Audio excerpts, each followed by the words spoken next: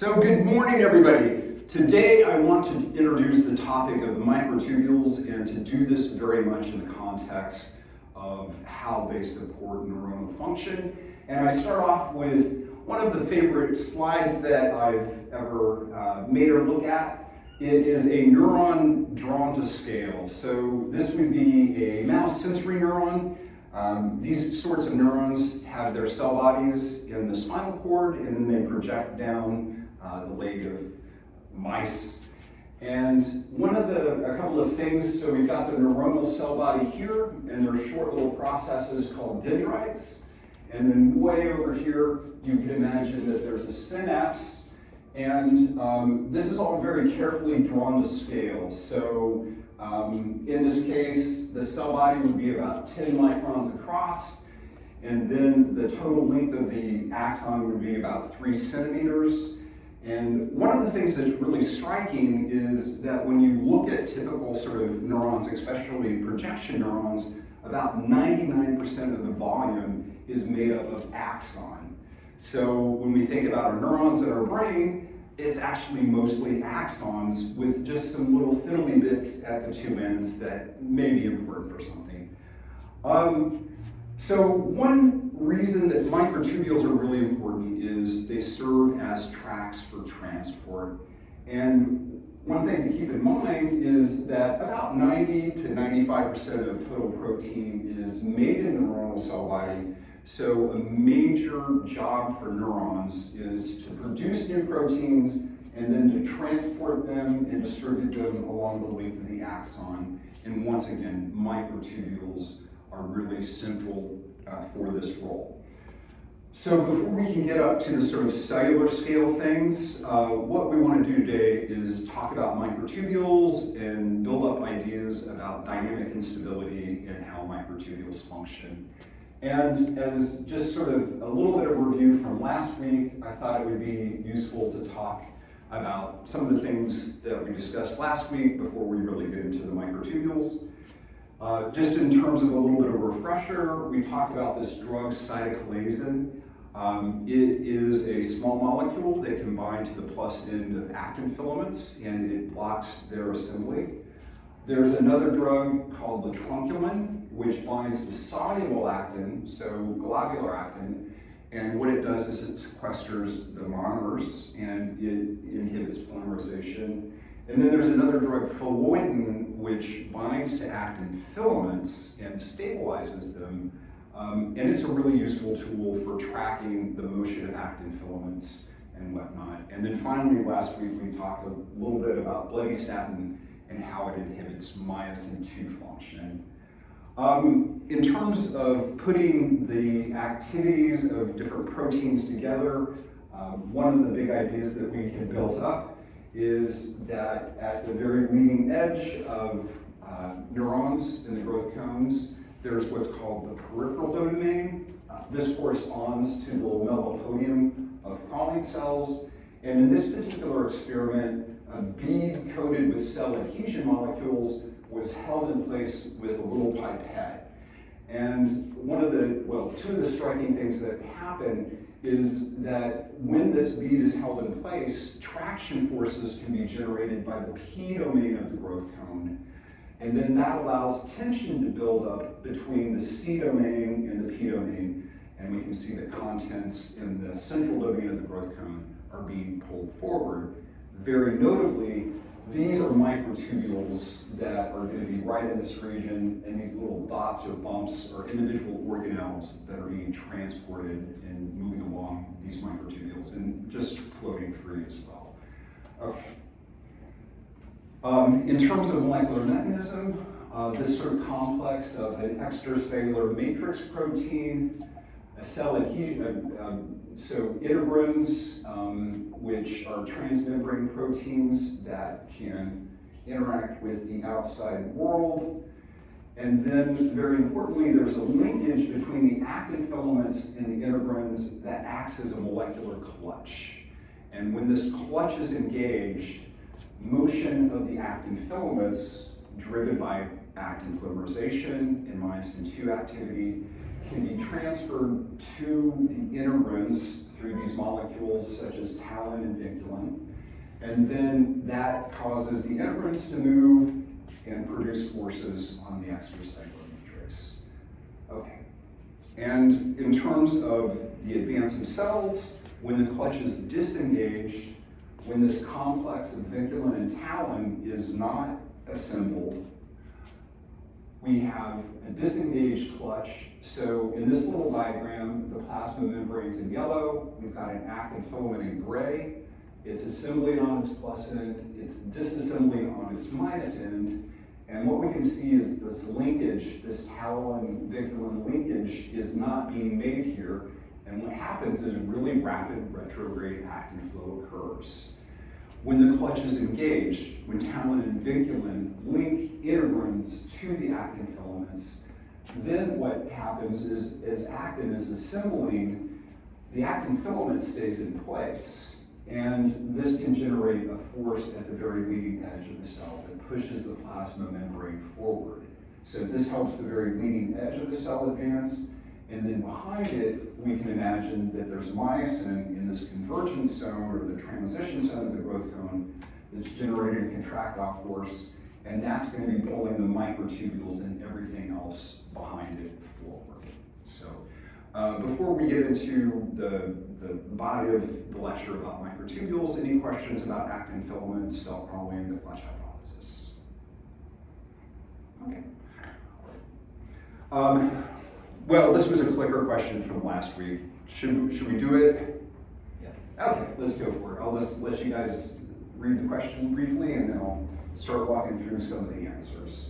Okay. So what this is asking about, so in terms of the clutch hypothesis, what is going to increase the rate of actin retrograde flow?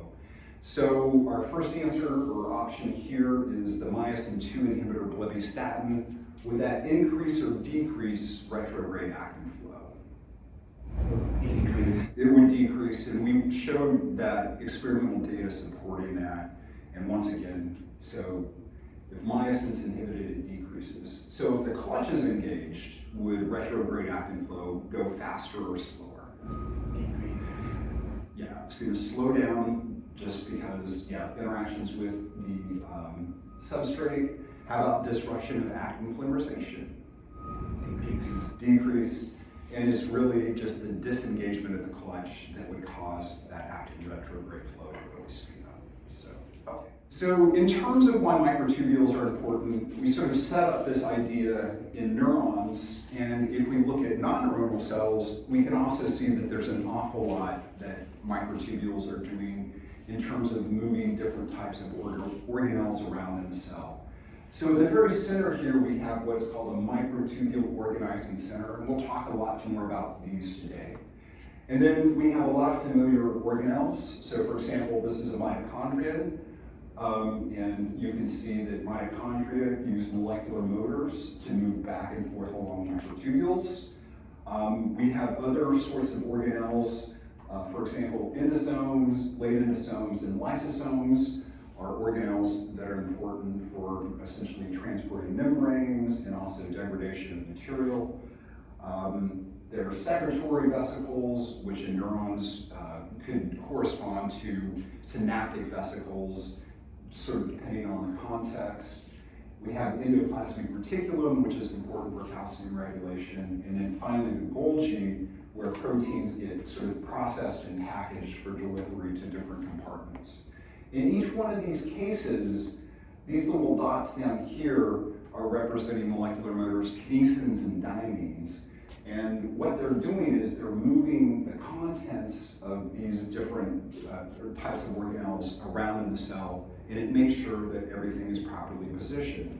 So for example, the Golgi is very often in the center of the cell, very close to the MTOC. And part of that is because it uses a motor that moves to the minus ends of microtubules, and we'll talk about that. So microtubules, really important for long distance transport, but they're also important for the internal organization of cells at a small scale. So microtubules are needed to move things around. All right. In terms of why cells need the cytoskeleton, one of the things we talked about was transport. But in addition, the cytoskeleton is doing a lot of other things. It controls the shape of cells, motility that we had discussed. And in addition, it's important for internal communication. So for allowing cells to send signals from one place in the cell to another place in the cell. So for example, for neurons, there's a molecule called nerve growth factor. It very often goes by NGF. And NGF is typically released by target cells. So for example, in our feet, we might have NGF being released, and then that gets taken up by the neuron and transported a long distance back to the cell body. So the cytoskeleton, important for cell signaling, and then there's a lot of molecules associated with the cell cytoskeleton that allow cells to know what the status of the cytoskeleton is, the extent of microtubule assembly, disassembly, and whatnot. And this is, just another sort of pretty picture. This would be a non-neuronal cell. In green, we've got microtubules. In red, I don't know if those would be actin filaments or intermediate filaments. And then finally, we've got our DNA here. So any guess on what these two aster-like structures are in green? Microtubules. They are microtubules. And actually, I'll ask, so which phase of the cell cycle do you think this cell is in right now? Metaphase. It's in metaphase, yeah. And anybody want to tell us why it's in metaphase? The cell is getting ready to divide. It's getting ready to divide, but very importantly, the chromosomes are lined up in the center, and we have these astral microtubules that are extending out and they're grabbing the chromosomes. And we'll talk a little bit about that, not today, but in the future. So, okay. All right. The three main components of the cytoskeleton, as we had introduced, are the actin filaments or microfilaments, microtubules, and the intermediate filaments. And today we're really going to focus on microtubules. So, okay. So, as I mentioned, microtubules are important in cells, and we had sort of discussed. So here's a little picture of a neuron. If we look along the length of an axon, these structures here, this is a microtubule there, that's a microtubule there, and then there's some organelles that are being associated with it. So this is showing microtubules in the axon. And then in addition, for example, in our intestines, there are finger-like projections called cilia that extend out and help increase the surface area of the cell. It turns out that in this case, the cilia are built from microtubules. So we had talked about filopodia, which are built from actin filaments. Cells can also make cilia and flagella, which are built from microtubules. And we'll get into the details of those as the lecture progresses. So we sort of started out with a big picture view of things, and now we're going to focus down on the microtubules themselves. And so this is a cartoon showing the overall structure of microtubules. So like actin filaments, microtubules are also built of subunits. And they are composed of a dimer of alpha and beta tubulin. And here's our little ribbon diagram showing that protein. So you can see this is going to be the alpha tubulin. This is the beta tubulin. Much like actin filaments, there's also a pocket for binding nucleotides. So when we talked about actin, there's another molecule, profilin, that can bind it and opens it up, and it allows the exchange of ADP for ATP. So microtubules, very similar. So they've got a little pocket here, but instead of using ATP, they use GTP. So these are the same ATP and GTP that are found in RNAs. But they use that as an energy source to help control their conformation and their dynamics. And we'll get into that. And then finally, microtubules also have a polarity. So they have a plus and a minus end. If we walk over and look at the cartoon view, well, actually, just to start off with, so this is an electron micrograph, a cross-section of the microtubule. And these darker dots here are going to be individual protofilaments of the microtubule. If we then sort of represent this as a cartoon, we've got a top view. If we would count these circles, there should be 13. And if we flip it on the side, we can see that there's these longitudinal repeats of alpha beta tubulin, alpha beta tubulin, alpha beta tubulin, and there's going to be a plus end and a minus end with that. So, and in any case, if we look at the structure of a microtubule, we can see that there's a plus end like actin filaments, there's a minus end like actin filaments, and there's going to be 13 protofilaments. And importantly, free tubulin exists as an alpha-beta heterodimer that we can see up there. And the alpha subunit is trapped, so it's going to be back here. And the beta subunit is free to exchange GTP, well, or GDP for GTP, and so on and so forth. Different types of microtubules can have different structural arrangements in the cell. Very typically, microtubules are in singlets with 13 protofilaments, but there can also be doublet and even triplet microtubules in different types of structures. So in particular, in cilia and flagella, these sort of finger-like extensions in cells, we have doublet microtubules where there's one protofilament and then a little side protofilament holding on. And at the microtubule organizing centers, which are called basal bodies and centrioles, there can be triplet microtubules where 3 of these structures come together. And I might ask, so what could be the possible advantage of having a doublet microtubule? It allows for integrity. Indeed, so it provides greater structural support. And in terms of the physics of microtubules, if we think about it, like for example, bikes are very often made of tubes of steel or other types of aluminum, other types of materials and stuff like that. So cylinders are very strong structurally, and microtubules are very strong structurally. They handle big compressive forces and also large lateral forces. So having these doublet microtubules is going to provide more structural integrity to the microtubules, and in particular, flagella generate forces which cause cells to swim, so there's going to be a lot of forces involved in flagellar motion, and hence an argument for why doublet microtubules may be important. So, okay. All right, so in terms of understanding the dynamics of microtubules, this is a really sort of key figure, and I just kind of want to walk through a few details of this. On the x-axis here, we have total tubulin concentration. So this is both the alpha-beta heterodimers and the microtubules.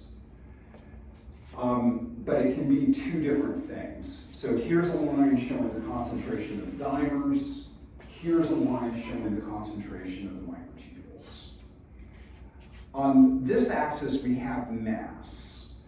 And essentially, we could imagine that we have a set of little test tubes with different concentrations of free tubulin to start off with. So if we have essentially 0 tubulin in the tube, the total mass is going to be 0. And if we increase the concentration a little bit, what we're going to find is we'll be, say, like at a point here, and what may be sort of surprising is when the total concentration of tubulin in the tube, so if we were to spec the tube and measure the concentration of protein, it would be here. What we would find is that all of the microtubule mass would be in the form of dimers. So these tubulin dimers here. So as the concentration of tubulin in a tube increases, we hit this critical concentration. And at the critical concentration, there's this switch where the addition of new tubulin dimers to the tube, higher concentrations, then leads to the formation of microtubules. So if we were to be right here in our total concentration, there would be a small mass of microtubules and then some concentration of tubulin dimers. If we started off with a really high concentration of tubulin dimers in a tube and let it come to steady state, what we would have or find is that there would be more microtubule mass. But through the process of assembly, what's happening is soluble tubulin is being converted into microtubules. And this concentration of free tubulin dimers is fixed. And it turns out it's fixed at the critical concentration. So this just sort of built up this idea that you have lots of little subunits at a very low concentration. They can assemble to form filaments. As the concentration goes up, filament formation starts to occur, and what that does is it pulls free tubulin and puts it into the polymer. So that's going to drop the concentration of free tubulin and actually keep it as a constant. So as more and more protein, more and more alpha beta subunits are added to the tube, more and more microtubule mass forms. So to understand what's going on in this sort of figure here, where we've got this overview of tubulin dimers and microtubules, we need to start talking about the critical concentrations at the two ends of the microtubules, which has strong parallels with actin filaments. So just in general, like actin, there's a slow nucleation phase. So nucleating microtubules is a really challenging thing. Once nucleation occurs, there can be rapid elongation followed by a steady state balance between assembly and disassembly. And like actin, the critical concentration of tubulin at the plus and the minus ends, coupled with the concentration of the free tubulin, determines whether polymerization or depolymerization is going to happen. Oh yeah, go ahead. Sorry, I have a question. Just making sure, like the actin filaments we talked about, the minus end and the plus end are just ways of differentiating the ends. They're not actually positively and negatively charged. That is a good question. So the question is, do these plus and minus ends have anything to do with charge? Like, for example, sodium, chloride, ions? Not at all. It reflects more the dynamics of the microtubules. So typically the plus ends of the filament are going to be more dynamic than the minus end, but that's a good question. As with actin filaments, if we're looking at microtubules in a test tube, we can see treadmilling. So if we hold the concentration up, we've added tubulin to a tube, it's assembled into microtubules, everything's at steady state. And if we were to look at these microtubules under the microscope, we would see that the microtubules themselves would stay in place, but what's going to happen is that there's going to be disassembly from the minus end, and then these tubulin subunits are going to be adding to the plus end. And if we were to make a mark on the microtubule, it would stay in place, but we would see that the microtubule as a structure would move through this disassembly at the minus end and reassembly at the plus end. So once again, lots of parallels between actin filaments and microtubules. In terms of cells, the minus ends of microtubules are typically very tightly protected and are typically not very dynamic. So there's a little bit of assembly and disassembly, but it isn't nearly as extreme as with the plus end. And what we're looking at here are, this is a cell extract, and there's a little nucleator here in the center, and these bright lines are microtubules. And what I'm going to do is I'm going to play this movie, and what we want to do is watch the behavior of these microtubules as they assemble and disassemble. And let's see here. Oh no, they cannot find the media. In any case, when this movie plays, what you'll see is that in fact, these microtubules, they get longer and then they get shorter. They get longer and they get shorter, and this cycle goes back and forth. And if we were to graph out where the plus end of microtubules are over time, what we would see is this back and forth pattern of lengthening and shortening. And each of these phases of lengthening and shortening have very specific names that are useful to help understand microtubule dynamics. So on this axis we have time, and on this axis we have microtubule length. We're at steady state, in a sense, in the cell, Though I will note there's free GTP here that is really important for driving these dynamics. So as microtubules get longer, very fortunately, this is called microtubule assembly, and as they get shorter, it's called microtubule disassembly. There's two special terms. I've always felt that people that work on the microtubule cytoskeleton are a little dramatic. So the first is called a catastrophe.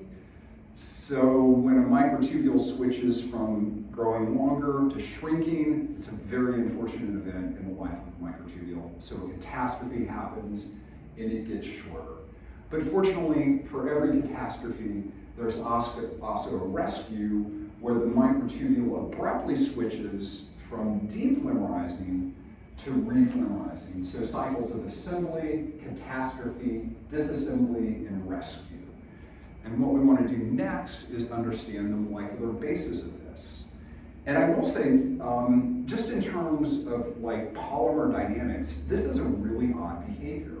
So typically, if you've got monomers that are building polymers, things happen really slowly, so things converge, that the links in polymers don't go back and forth, and it needs an explanation. And that explanation is this idea of a GTP cap. So just to walk through this figure here, so we've got our four phases. So we've got our microtubules over here, and we've got our tubulin heterodimers, our soluble tubulin over here. During the assembly process, what happens is that GTP is bound to this soluble tubulin. And when GTP is bound to the soluble tubulin, then microtubule assembly can occur. So as this occurs, there can be a catastrophe that leads to this rapid switch where the microtubules then disassemble. GDP tubulin is released, and then there's that exchange of the GDP for GTP, and then the cycle continues.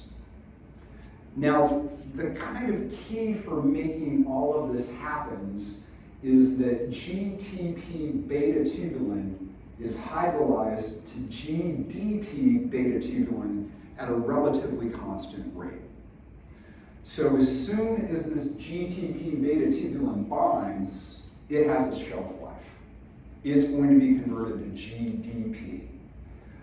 As long as there's GTP at the very end of the microtubule, it is free to assemble. But if that hydrolysis catches up with the end of the microtubule, and there's GDP at the end, then in fact it changes the structure of the microtubule. And do you notice how the tip up here is kind of sharp and pointed, like it's a precise tube? And down here we can see the protofilaments curling away. So when GTP gets hydrolyzed, it puts a stress on the protofilaments. It causes them to curl and bend outward, and then that drives that rapid disassembly.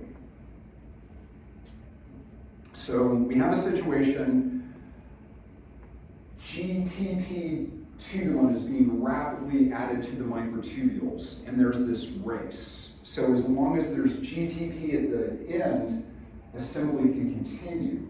But what's happening is as assembly is continuing, it's dropping the free concentration of tubulin, and that's going to slow down assembly. When assembly slows down, that rate of hydrolysis catches up with the end, and now we have GDP at the end. It's a catastrophe. The protofilaments splay outwards. The microtubule starts falling apart. But by chance, there can be the addition of GTP tubulin on that shrinking minus end, and then that starts the rescue process. And once that's begun, a new cap of GTP is formed. The microtubules can really rapidly grow, and then the cycle sort of continues. So I'll just pause for a second and ask if there's questions about microtubule dynamic instability. So I'm just making sure, you had said that basically because of the change in the free concentration of the free like tubulin dimers, once that fixed rate of the GTP tubulin or GTP beta tubulin hydrolyzes, once that catches up to our rate of like adding new tubulin onto the microtubule, that actually causes the. Yes, yes, yes. No, exactly. So the question is, or just to reiterate, so there's this interplay between the concentration of the free GTP tubulin and GDP tubulin and the assembly dynamics. So yeah. Okay, and I sort of walked through that. So there's, like actin, there's a lot of different drugs that can affect tubulin dynamics, and these are useful tools for understanding how microtubules work in a cell. So there's a drug called colchicine. It sequesters the free dimers, so it decreases the concentration of free tubulin, and it shifts the dynamic balance towards depolymerization. And this should make sense. So what protein, or actually what actin drug also sequesters free dimers and leads to actin disassembly?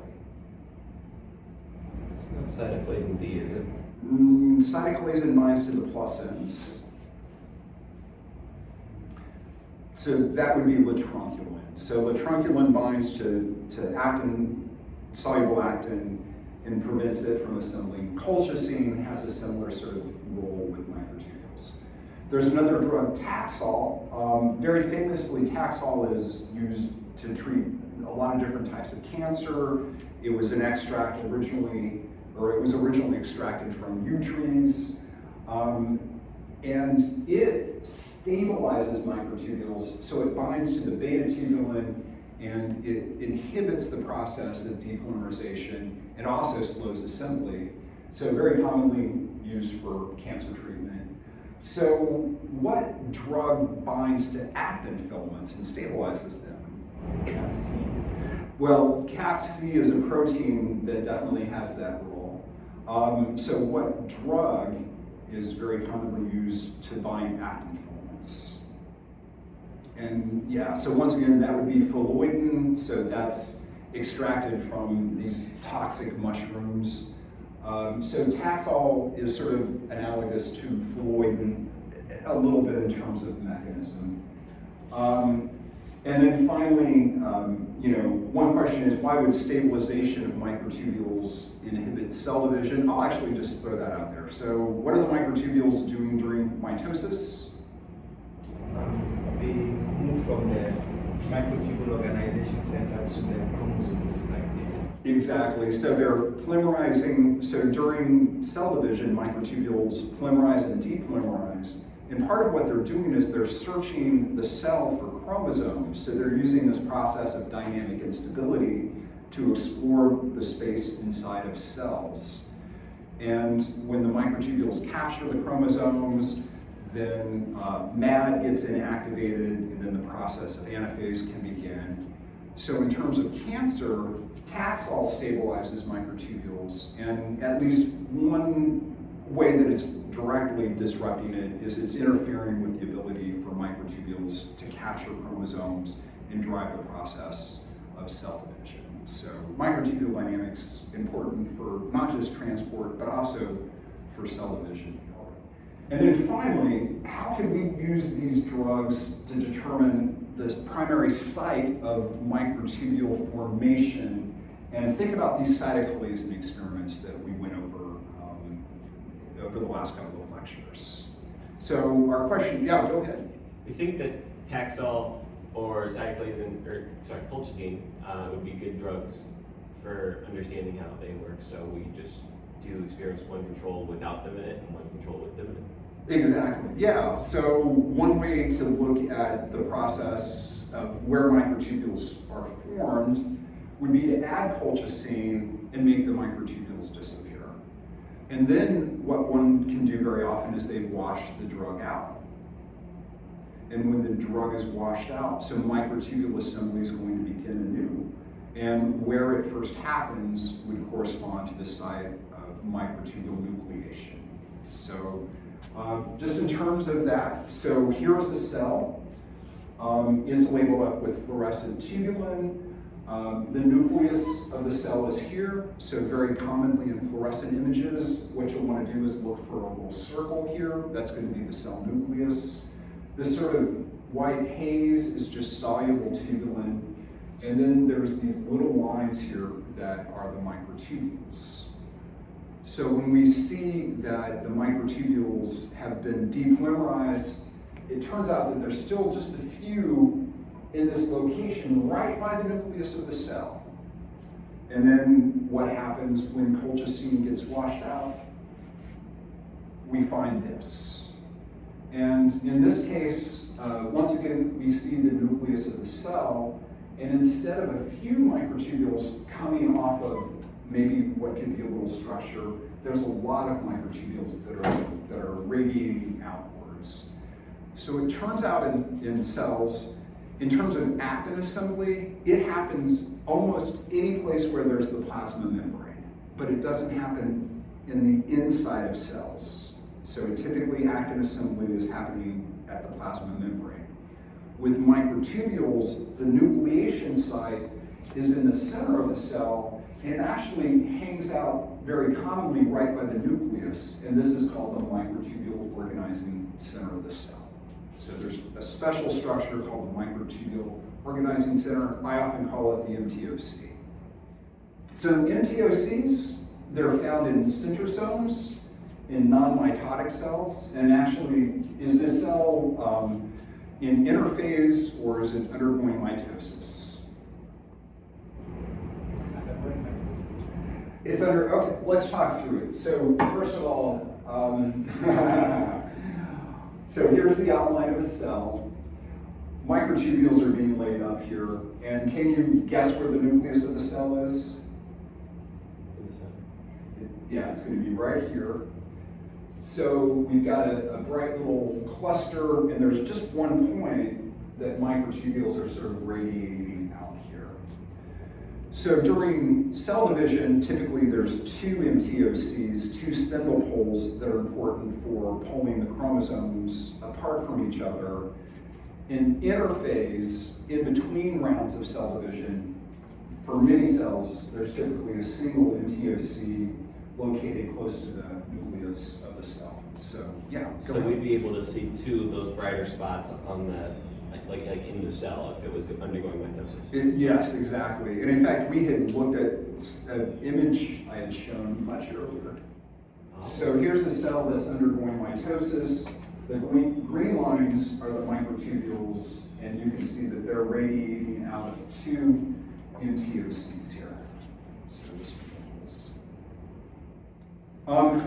so in non-mitotic cells, in cells that are in interphase, typically there's a centrosome.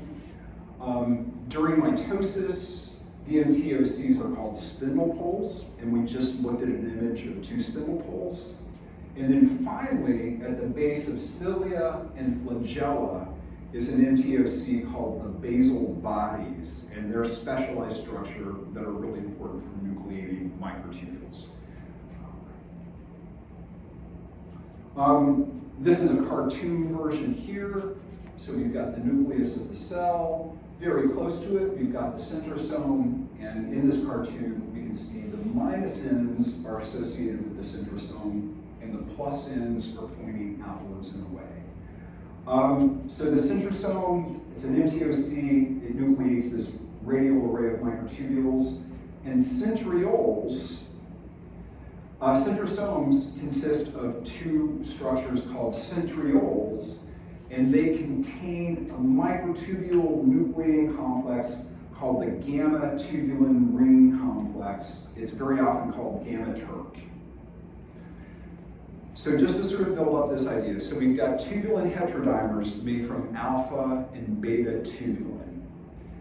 And then there's this third type of tubulin, gamma tubulin, which has fairly high sequence conservation with alpha and beta tubulin, but it's playing a different role. This gamma tubulin is important for microtubule nucleation, and we'll talk a little bit about that next.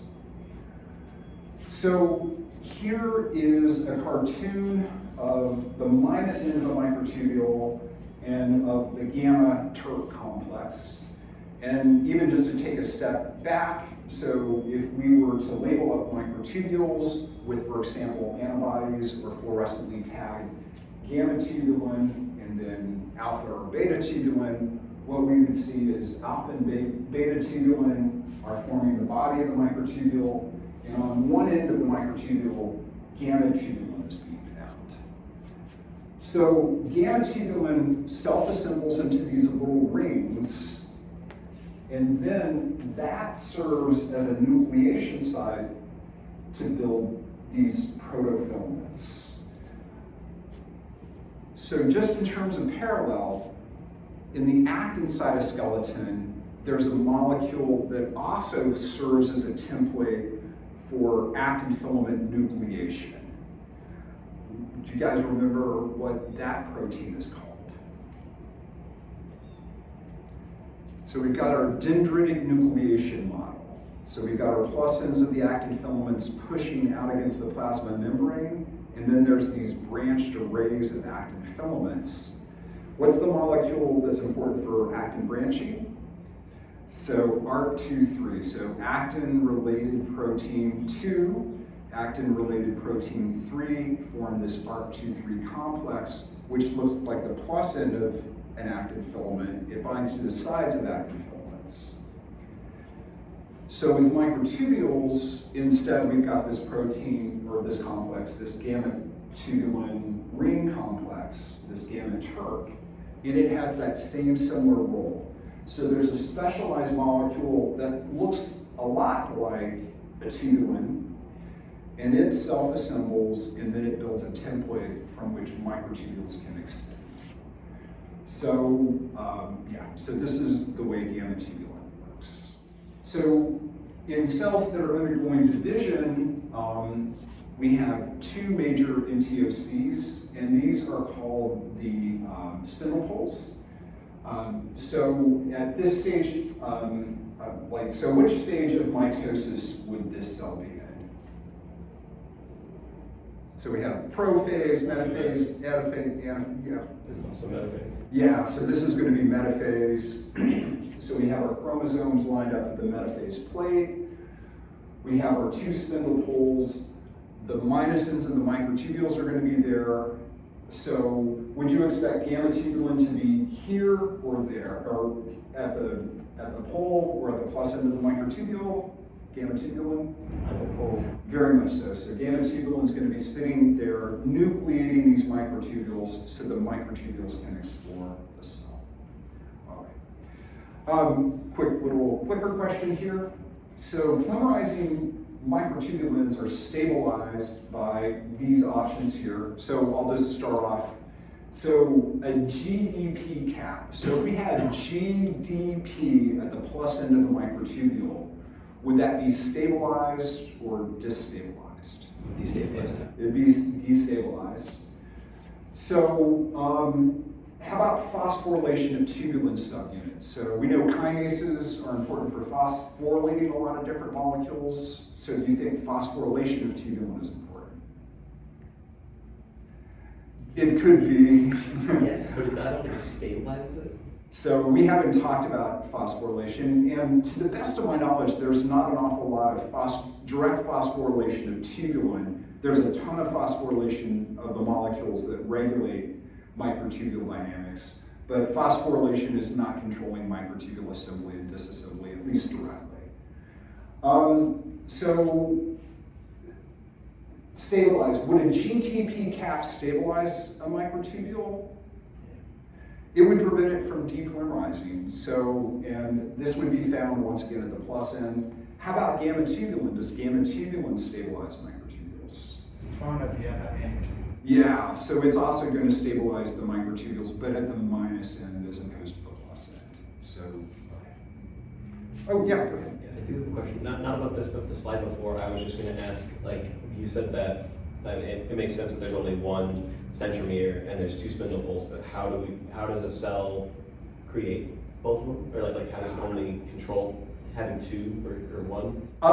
Yeah, so during interphase, there's duplication of all of the DNA that occurs. There's also duplication of the MTOCs. So there's a process where they duplicate, and then when the cell's ready to enter mitosis, that structure is self-assembled, and then those structures are already present, and then the cells can use that to rapidly divide. But yeah, and there's a huge literature on that as well. So yeah. So we just talked about in interphase cells, there's a single MTOC. During division, there's two microtubule organizing centers. On the surface of cells that have cilia, there can be hundreds or maybe even thousands of basal bodies. I think it's more on the order of 100 for a cell, but that can extend outwards. And once again, this idea is that the minus ends of the microtubules are stabilized by that type of MTOC, and then the plus ends are free to extend. Okay. Now, getting back to neuronal function, where microtubules are nucleated is important for establishing their overall organization. And here's a little cartoon of a neuron. We have the neuronal cell body where most of the proteins are being made. So this is the nucleus of the cell. We've got a growth cone or a synapse over here, and this could be a short little dendrite. So when one looks along the length of axons, it turns out that the majority of microtubules all point with their plus ends towards the growth cone. And if you think about where the MTOC is in neurons, it's in the cell body. It's nucleating microtubules that have their plus ends pointing outwards. And at least part of this organization is happening through this sort of mechanism there. Though there seems that there's also important local mechanisms which are important for organizing microtubule polarity. And one reason that we know that this seems likely to be the case is that when one looks at dendrites, there's a mixed polarity of microtubules. So microtubules can point both with their plus ends out towards the tip and also their plus ends back towards the cell body.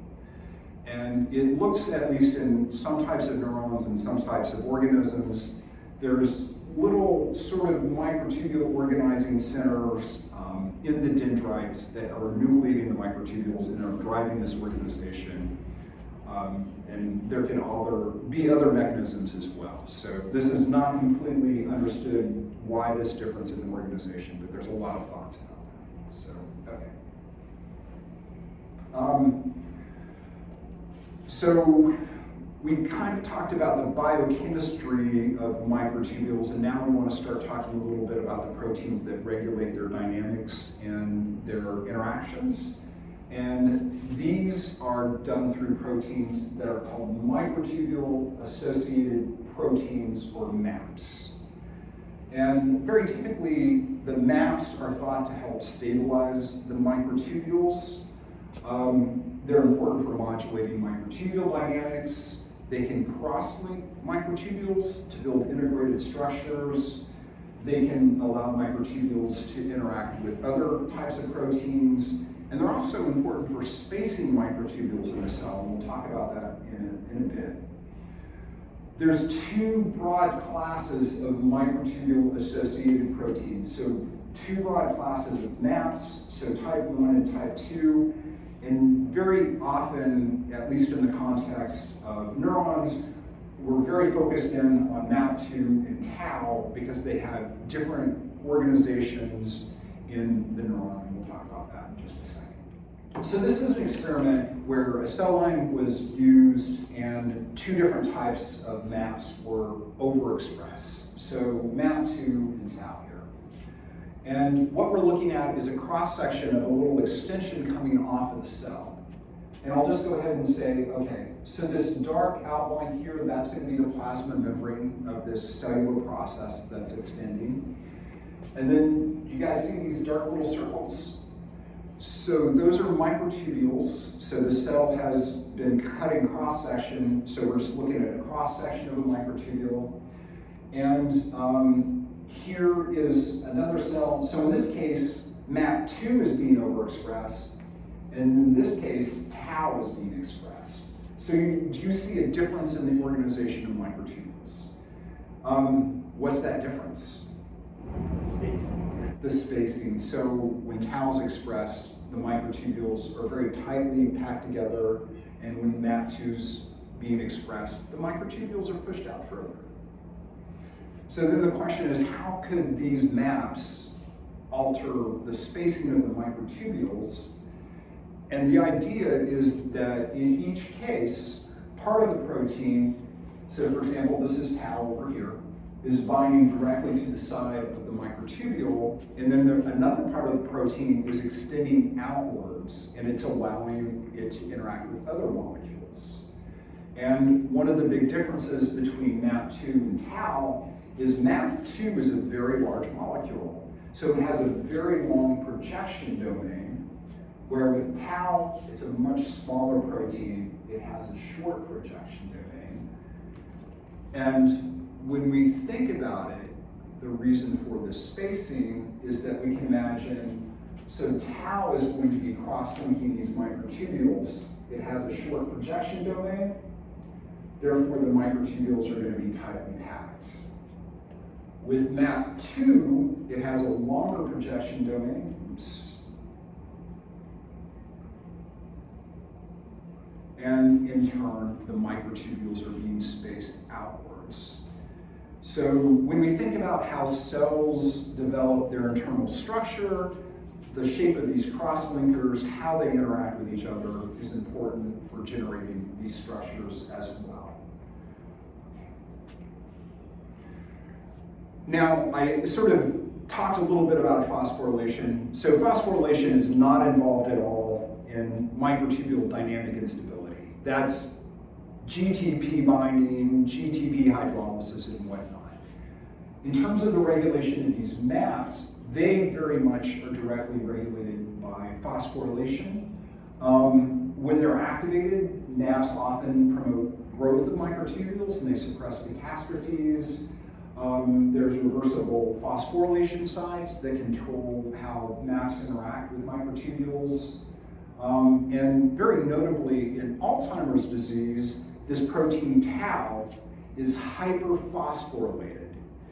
And it generates these large aggregates of proteins called tangles that seem to be highly correlated with the progression of Alzheimer's disease. So when one takes a brain slice of a patient that has Alzheimer's disease and use specific antibodies for hyperphosphorylated tau, the brain lights up, and there's these large inclusions in the cells and also just found throughout the brain, just debris from dying cells with tau. And for this reason, tau has been really highly studied, especially in terms of Alzheimer's disease.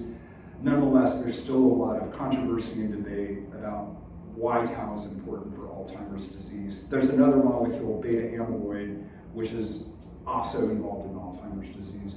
We're not going to get into that today here, but I just want to set this idea up that this molecule tau and its interaction with microtubules is really important in Alzheimer's disease, and people still don't know why. So, okay. All right. And is just also one final thing, and this is almost a little bit of an aside at this point. There's other molecules that can regulate microtubule dynamics, and one of these molecules is kinesin 13.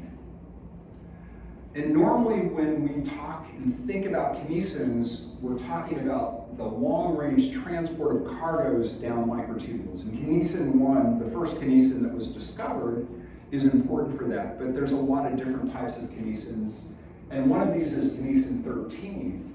And instead of walking along microtubules, it hangs out at the ends of microtubules, both the plus and the minus end. And when it is generating force, so normally these motors are generating forces to walk along microtubules, it generates a force that in fact tears the microtubules apart. So you can see the ends of the microtubule are being splayed out. And you can imagine that these motors are generating a force that's changing the structure of the molecule, moving it to this depolymerization state where the tip can fall apart. So there's other molecules besides MAPS that control microtubule dynamics, and kinesin 13 is particularly important for that process. And just in terms of neurons, and especially microtubules are super critical for transport. They move proteins from their primary site of synthesis in the cell body to where they're needed along axons. They distribute organelles and proteins in cells. And the use of energy to drive these processes is really important. So, and that brings us back to this slide showing the neuron drawn to scale. And I think, from that, if we imagine this is a neuron that's 3 centimeters long, and things are being made just in one location. This is just an individual cell. So these microtubules are important for making sure that cargoes get transported throughout this sort of space. So I'll just do 1 or 2 more slides and then wrap things up. So we've got our picture of a neuron, dendrites, mixed microtubule polarity. Microtubules can point in both directions. Dendrites, typically very short. Axons, microtubules all point in the same direction. Axons, very long. And as just one little aside, if you think about the fate of a cargo moving down a microtubule, these cargoes are going to be walking along the microtubule, and eventually they reach the plus end of the microtubule, and when they do, they're going to hop off. And when they hop off, they're going to be looking for a new microtubule. And in axons, when they hop off, most of the time they're going to find a microtubule that's pointing out towards the growth cone. So you can just imagine a cargo hops there, it goes there, it go there, and so on. This walk down these microtubules. So in dendrites, where the processes are very short, we have this mixed polarity. And you can imagine there's a situation where a cargo moves to the plus end, it hops off, and now maybe there's a 50-50 probability of finding a microtubule that's pointing back to the cell body or out towards the tip of the process. So you can imagine that the structural organization of the microtubules is also going to be important for the structural organization of the cells. And you can start to sort of build up these ideas of how molecular mechanisms and physics and the interaction of different molecules builds different cellular shapes. And once again, these cross-linkers are important for doing that. As just a final sort of point, there's 2 major types of transport that happen in neurons. So there's the transport of soluble proteins. So for example, actin, tubulin itself. Tubulin needs to get transported down axons, and it happens by a process called slow axon transport. In addition, organelles, things like mitochondria, endosomes, they need to be transported down axons, and that's a separate process. It's called fast axon transport. But in any case, in many cases, so new stuff packaged up to the cell body, it can be packaged in a membrane-bound vesicle. If it is, that's going to be fast axonal transport. If it's a soluble protein, it's going to move by slow axonal transport. And then along the length of the axon, there's also mechanisms for removing the garbage and actually sending signals back to the cell body.